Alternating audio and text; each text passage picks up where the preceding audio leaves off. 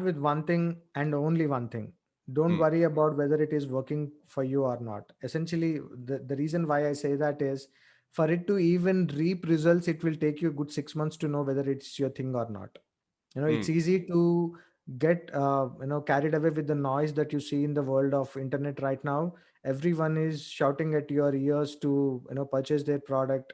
That will give you the life that you are looking at, the Lambos that you want to purchase, the mansions that you want to win. But mm. essentially, if you cannot spend a little time on trying to figure out whether it's that your thing or not, you will end up like another Vamsi Panala. You would.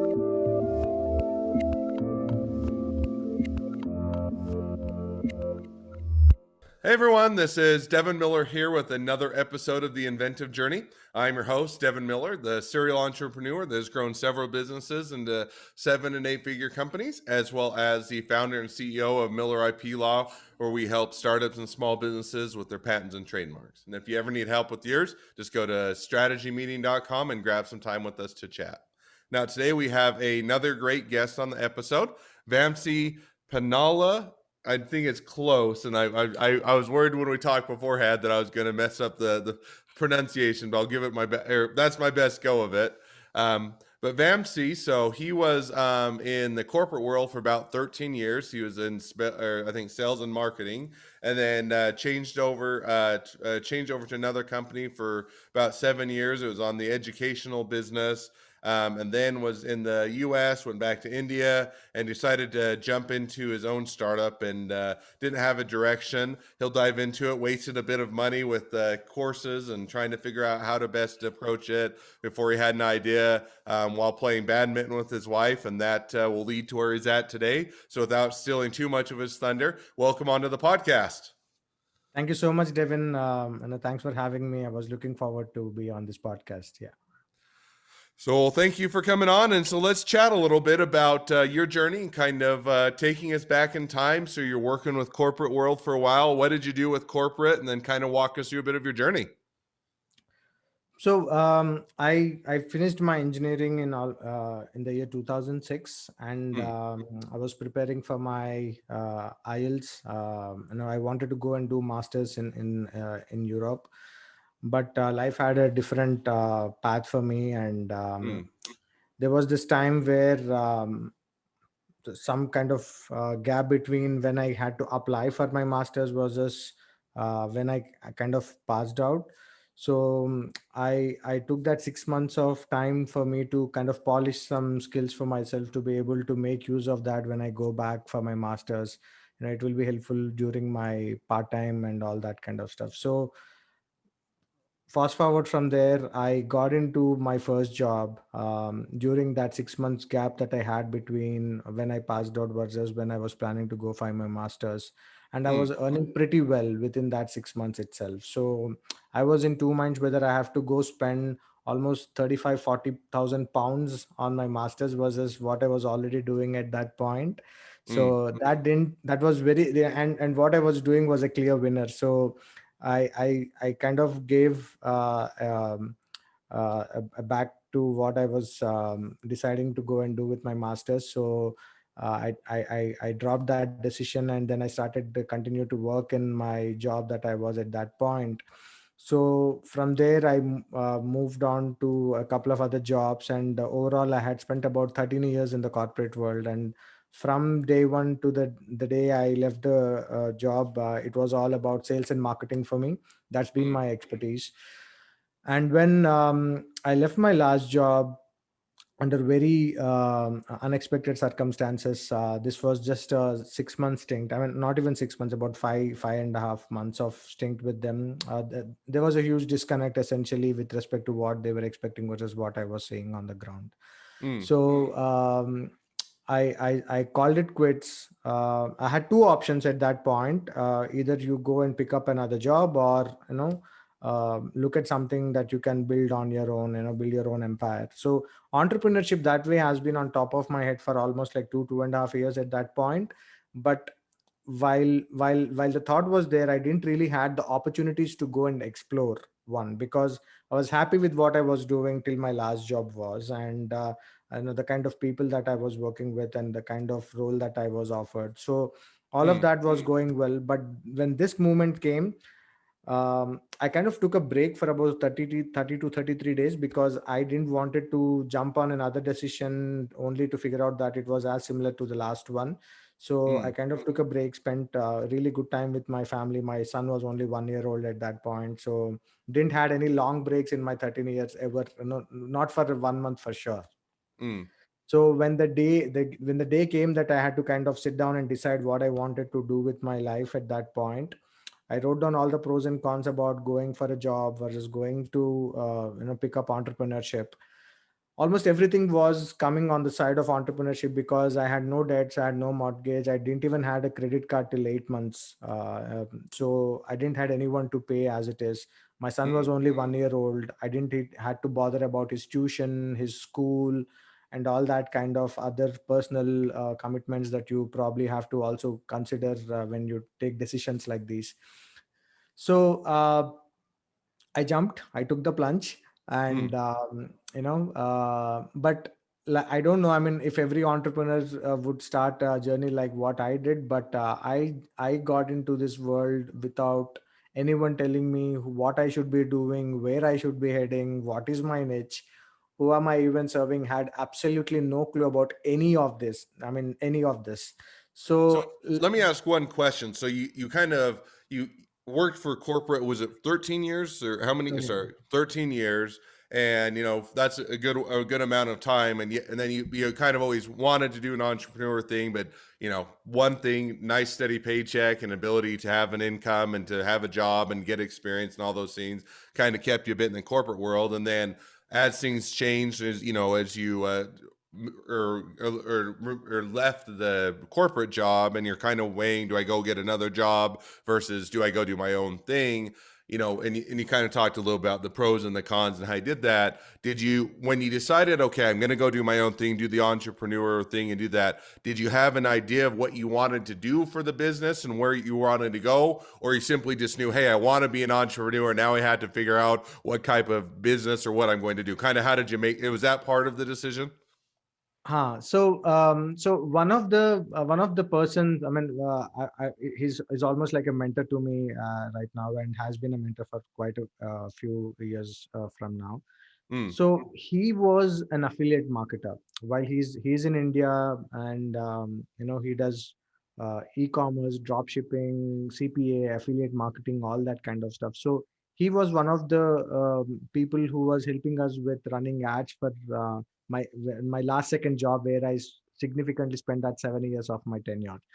So I used mm, to kind of get motivated from the kind of money he was making, the kind of language he speaks, because marketing from his perspective was very different from the marketing I used to do in the corporate world. I mean, two different sides of a coin, right? So mm, so that kind of brought me into this world, and I started with affiliate marketing. So I knew I wanted to do affiliate marketing, but essentially, as you may know, there are multiple facets to doing affiliate marketing as well. You could do a ClickBank kind of a thing. You could do a CPA kind of offers. You could probably pick up something like an Active Campaign, a ClickFunnels kind of a SaaS company, and just be their affiliate and still make tons of money, right?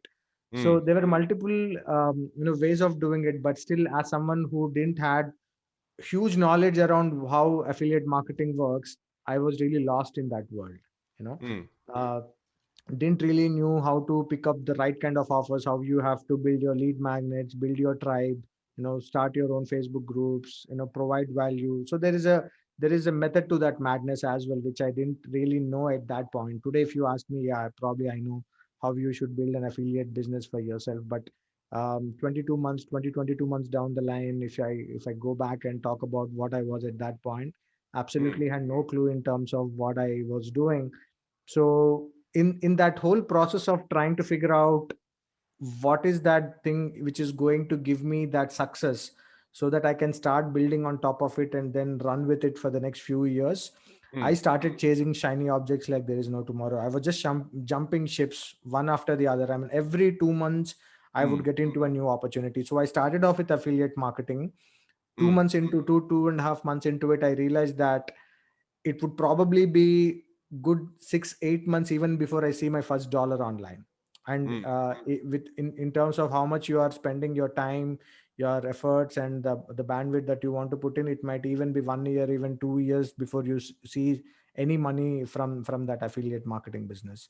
So mm, I kind of paused it. I didn't give up, but I know that this was a long game that if I had to get into, so I kind of paused. And I kind of got introduced to this world of ClickFunnels, if you know that company.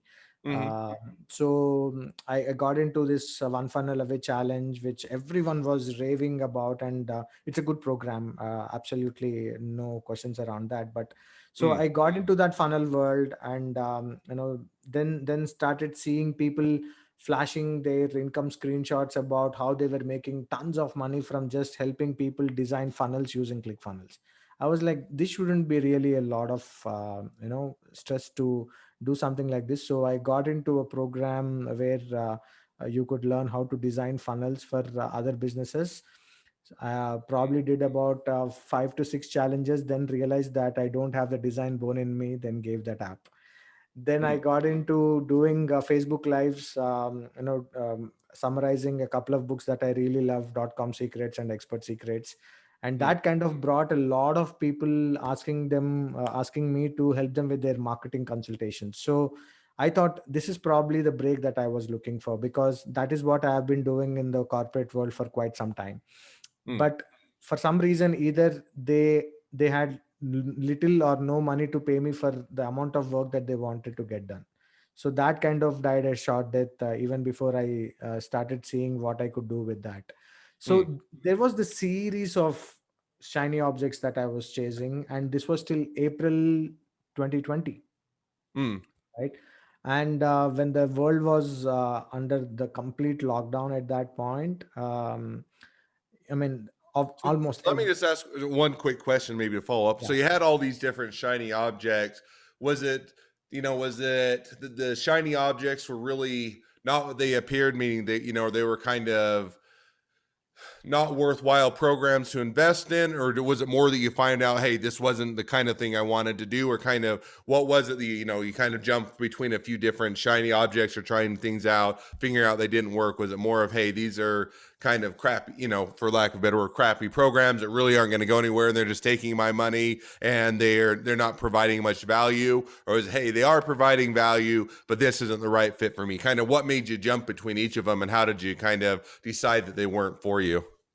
In fact, it was a combination of both, I would say. I spent about $9,000 combined, buying in a lot of different courses. Some of them were top notch, some of them were really crappy in terms of the quality and all that kind of stuff, right? So but the major ones that I kind of really got into, I got into consciously trying to know that this is what I am trying to do, but that didn't really make the cut. I was not enjoying the process of what I was going through. So for example, the funnel building thing, I Mm, knew it would have made money for me, but I was not enjoying that creative process, which I'm not as such as a person. So I had to mm, give up. Similarly with a direct sales opportunity that I got into. In fact, it was shaping really well. This is a healthcare device that helps you with your microcirculation and all that stuff.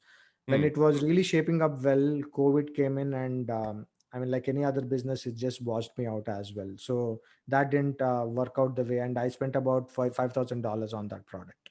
Mm. So I don't know, I mean, if things were happening, I mean, I strongly believe that things happen for a reason. So maybe that had its own destiny in terms of how it had to happen.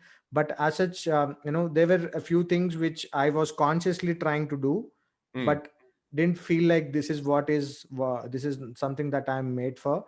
And there were certain things which I was seriously interested in building myself, but I encountered some really crappy programs, and just ended up burning my fingers and nothing else. So now you go through, and that certainly makes sense. It was insightful. So now you go through and you said, okay, some of these programs are just not worthwhile investment. They're going to take too long, or they don't have the value, or they don't really have the return that they offer that they said they would. So you kind of go through a number of these programs, and then how did you kind of land on where you're at today? I think when we talked a little bit before, you were playing squash with your wife, or you were outdoor doing outdoor activity with her, or badminton. That's what it was, part not squash but badminton. And you had an idea that came up. And so how did you kind of, after going through a number of ones that didn't look like they were going to work, or either because you didn't want it, didn't wasn't the right fit, or they weren't the right value, how did you kind of land on where you're headed to where you're at today? Yeah, so when COVID happened, I was actually seeing a lot of people like me in the market. Essentially, people who were losing jobs wanted to become entrepreneurs, were really highly aspirational in terms of trying to do something on their own, but didn't Mm, really had the direction. No one telling them how they should be doing the stuff that they are probably interested in. That is mm, when I thought, hey, I've spent long time networking with some of the 6 7 figure entrepreneurs that I have been a part of those communities that I was engaging with. Why don't I bring them on a common platform like a virtual summit where I can ask them what is it that is working for them even during a pandemic like this? Is they are still able to make the money, and still they are still in the business, while a lot of people have been pushed out of their business forever. mm, So I went down after the session, and I started messaging to those few people that I know at least would respond to my messages. And the thing was that I have personally been a part of a couple of summits as a participant, so I know what the kind of value, if you have done it right way, it provides immense value to people who are going to watch it as a participant. So I wanted to do something similar to what I was a part of. mm, So I started reaching out to people, and I wanted to do a small summit because I never been a virtual summit expert as it is. I didn't even know what it kind of shows up in the back end in terms of the tech stuff, the payment integrations, the membership sites, the funnels, the copy, and all that kind of stuff, which is a little overwhelming for someone like me who has no prior knowledge of what I was doing. mm, So I wanted to do something as little as 10 to 15 speakers, because that probably was also my bandwidth at that point. So I started sending out messages only with a very strong belief that everyone is going to say no, because I'm not just asking for 30 minutes of their time. I'm also asking them to push their calendars if it was already blocked. They had mm, to spend a little more time beyond that 30 minutes to prepare for the presentation, do all that kind of stuff. So I was very confident that out of 10 15 people that I'm going to message, at least one or two are only going to say yes to it, and which I was okay. I was ready to put the work because there was nothing working out for me anyway. So I mm, started doing the outreach, and to my surprise, I was receiving more yeses than the nos I was expecting back. mm, Maybe it was because of the time. And a lot of people, in fact, when I asked them what eventually actually made you to come on my virtual summit as a speaker, they said the goal with which you were trying to do that summit really moved us. That's what a unanimous mm. feedback that I kind of got from each one of them. So that, what I thought was going to be a 10 15 member virtual summit, eventually turned into a 35 member virtual summit. Oh, cool. So now you do the first, and I think that that's a great launch, or great way to get the virtual kicked off, is to have more people saying yes and more people or participating than anticipated. So now you kick off the virtual summit, and when did you hold that one, or what was the date that you did that? 13th of August last year. So you did 13th of August of last year, 2020, and now you're saying, okay, so is this now the direction you're planning your next virtual summit, or you're gonna, kind of building the business around it of how to do virtual summits and help out those people that were in the similar boat to you, or kind of where do you see the next 6 to 12 months going for you? So one of the things that I saw, Devin, is that after I did the retrospection in terms of what eventually worked for me when I actually came into this corporate world as a sales and to the entrepreneurial world as a sales and marketing expert, versus what I actually happened to me after I did the virtual summit.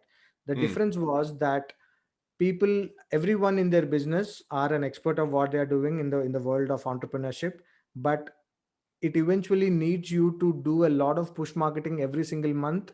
Otherwise you will be out of your business within no time, versus someone who is an authority in what they are doing.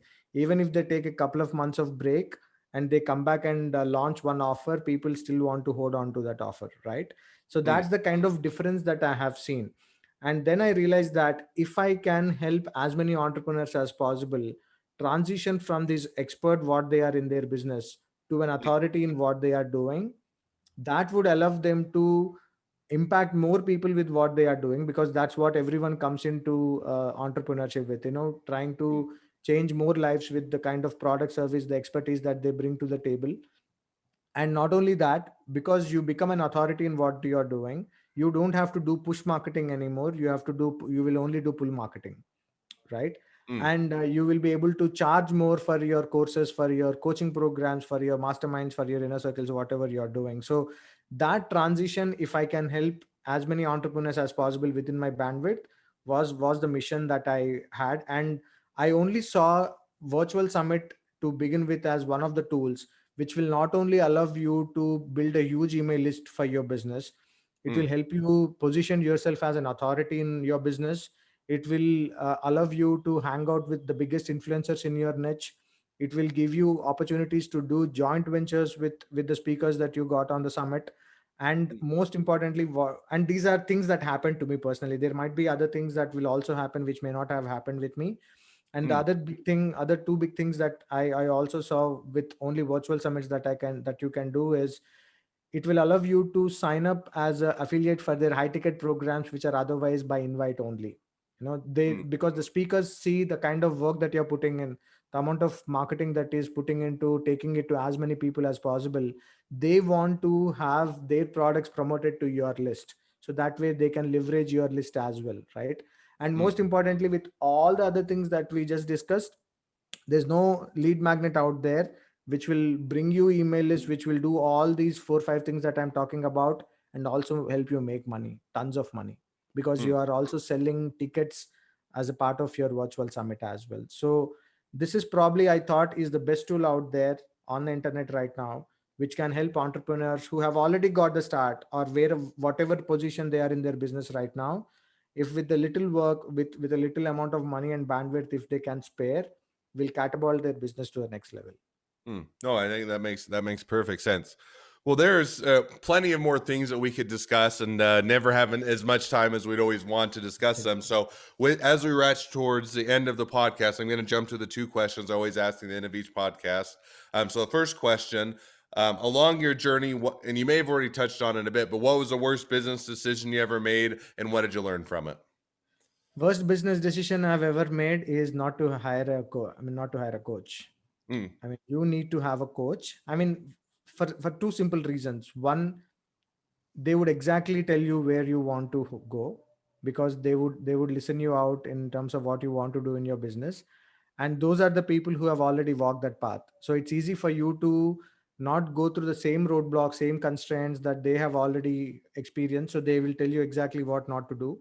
So mm. that way, not having a coach was the biggest wrong decision. I mean, I would not say wrong decision, but it would have been ideal for me to start with having someone to tell me where I should be going, versus trying to do everything on my own. So that's something that I would say was a bad decision.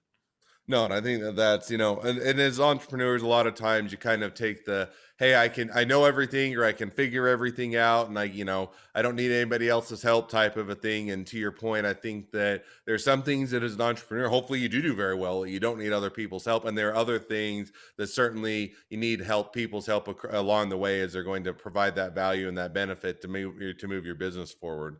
So now, as we jump to the second question, which is if you're talking to, and maybe it dovetails a little bit with the mistake you made, but second question, if you're talking to someone that's just getting into a startup or a small business, what would be the one piece of advice you'd give them? Start with one thing and only one thing. Don't Mm, worry about whether it is working for you or not. Essentially, the reason why I say that is, for it to even reap results, it will take you a good 6 months to know whether it's your thing or not. It's mm, easy to get carried away with the noise that you see in the world of internet right now. Everyone is shouting at your ears to purchase their product. That will give you the life that you are looking at, the Lambos that you want to purchase, the mansions that you want to win. But mm, essentially, if you cannot spend a little time on trying to figure out whether it's that your thing or not, you will end up like another Vamsi Panala. You would just go jump ships one after the other within no time, and you would realize that you wasted tons of money, tons of time, tons of energy, only to realize that you have not moved an inch from where you were standing almost Mhm. 20 months ago, right? So that's basically what I tell to people who are starting out. No, I think that's great advice, and I think certainly something that people should take to heart. Well, as we wrap up, as people want to find out more, whether it's to join your seminars, whether it's to find out more about how to run, to run a virtual summit, they want to be your next employee, your next investor, your next best friend, any or all of the above. What's the best way to connect up with you or find out more? They can book a free strategy call with me. They can go to calendly.com/Vamsi Pannala. That's the URL.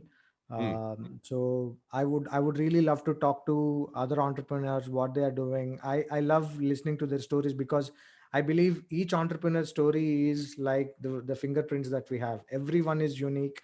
Hmm. Everyone has a very different story. So I love listening to their stories, and that's one of the reasons why I started my podcast as well, Authority Entrepreneurs, where I interview entrepreneurs like you on their journeys, their success, their failures. So people listening to it can implement that in their business as well. So people can book a call with me. It's calendly.com/Vamsi Pannala. That's the URL.